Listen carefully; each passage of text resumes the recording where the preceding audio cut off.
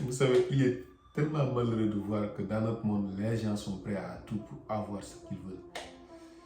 Les gens sont prêts à manipuler, à utiliser, à tuer même pour obtenir ce qu'ils désirent. C'est pourquoi, la plupart des temps, quand une personne vient me parler, je l'écoute et je vois si ce qu'elle dit est dans mon intérêt ou pas. Si ce n'est pas dans mon intérêt, je me barre. Et je pense que tout le monde devrait adapter cette mentalité parce que les gens sont là tout le temps pour leur propre personne. Ils nous utilisent, ils cherchent à nous faire ce qu'ils désirent faire ou bien qu'ils ne peuvent pas faire pour obtenir ce qu'ils désirent obtenir. Et nous, en tant que jeunes, en tant que personnes conscientes, en tant que personnes ambitieuses, nous ne devrons pas accepter que d'autres personnes viennent nous utiliser pour pouvoir obtenir ce qu'elles désirent. Ce que je dis, ça ne touche pas que de la politique, mais surtout le développement personnel. Surtout le développement personnel. Parce que dans n'importe quel domaine, si personnellement tu n'es pas avancé, c'est-à-dire niveau cognitif, si tu n'es pas avancé, niveau spirituel, si tu n'es pas avancé, niveau physique même, moral, si tu n'es pas avancé, tu seras une personne utilisée par les autres qui sont beaucoup plus avancés que toi. C'est pour cela, le plus souvent, je conseille aux gens de lire. Ouais, il faut lire. Je me rappelle un jour, j'avais croisé un type, il verra la vidéo parce que c'est devenu un ami maintenant. C'était en centre-ville, je l'ai croisé et il m'a fait un compliment. Le compliment m'a directement rappelé une phrase que j'avais lue dans un livre. Je l'ai directement cité le nom du livre. Il s'est mis à rire. Je lui ai dit donc apparemment, toi tu ressembles à quelqu'un qui lit beaucoup. Il m'a dit c'est ce que j'allais dire. Et je lui ai parlé du livre, il m'a sorti le livre. C'est le livre qu'il était en train de lire. Et il mettait ça en pratique. C'est-à-dire, les gens actuellement, ils savent que pour pouvoir dominer le monde, il faut utiliser les meilleures méthodes. Et la meilleure méthode, c'est apprendre. Utiliser le livre pour apprendre. On peut apprendre au-delà de la lecture même, parce que sur YouTube, on peut apprendre. Sur d'autres plateformes, on peut apprendre. Mais le mal est de rester là tout le temps à se divertir, à fuir ses responsabilités, à dire des choses qu'on ne comprend pas. Et ce monsieur-là, c'était un étudiant, il apprenait à vendre. Et il voulait me vendre une formation. Donc pour laquelle il a utilisé ces ruses-là. Heureusement que moi aussi, même si je ne voulais pas apprendre à vendre, mais je me suis préparé à comment réagir, bien à comment comprendre quelqu'un qui est en train de manipuler.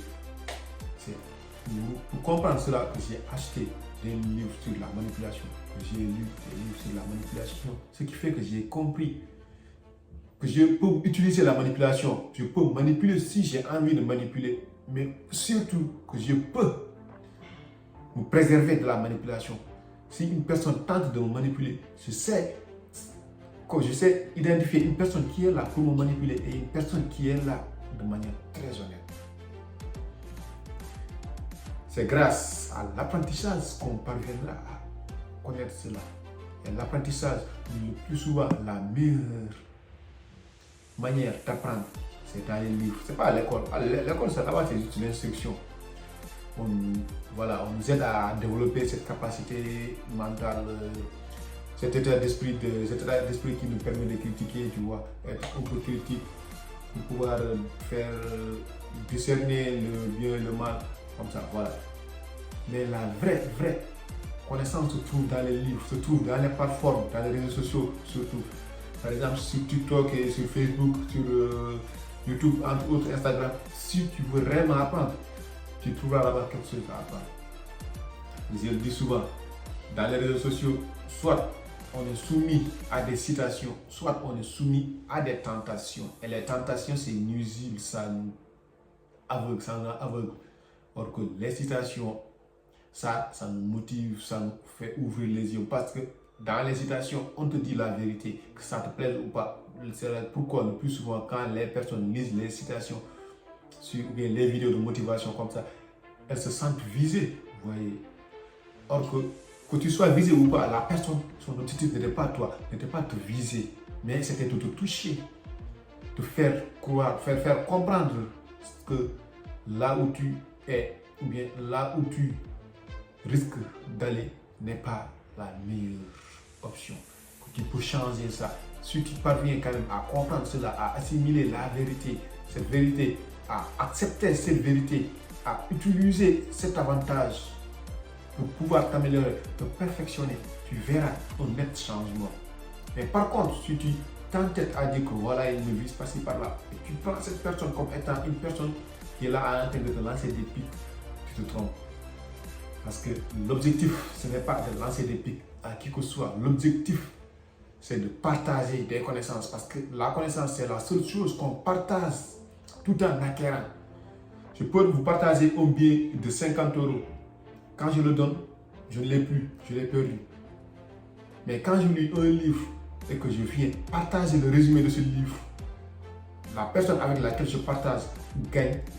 Moi, je consolide la connaissance que j'ai eue dans ce livre. Et c'est ça l'importance du partage de la connaissance. Le malheur est que les connaissances sont aujourd'hui tellement bien partagées, mais elles ne sont pas tellement bien acquises par les gens qui doivent les prendre, les acquérir.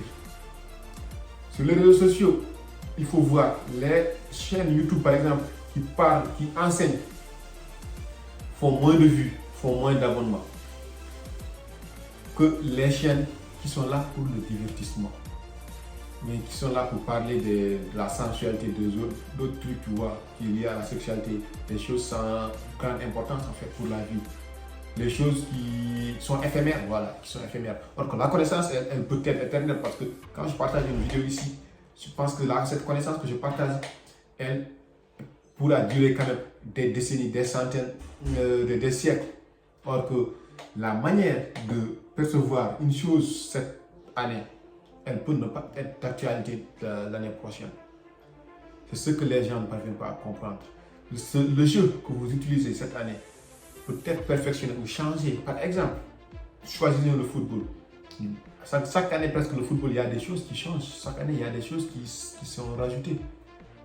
Par exemple, auparavant, quand on marquait, tout le monde criait. Au départ, il n'y avait pas d'hors-jeu dans le football. Maintenant, ça évolue de telle sorte que, voilà, que le football est devenu aujourd'hui un business. Ce n'est plus qu'un jeu, mais c'est devenu un business.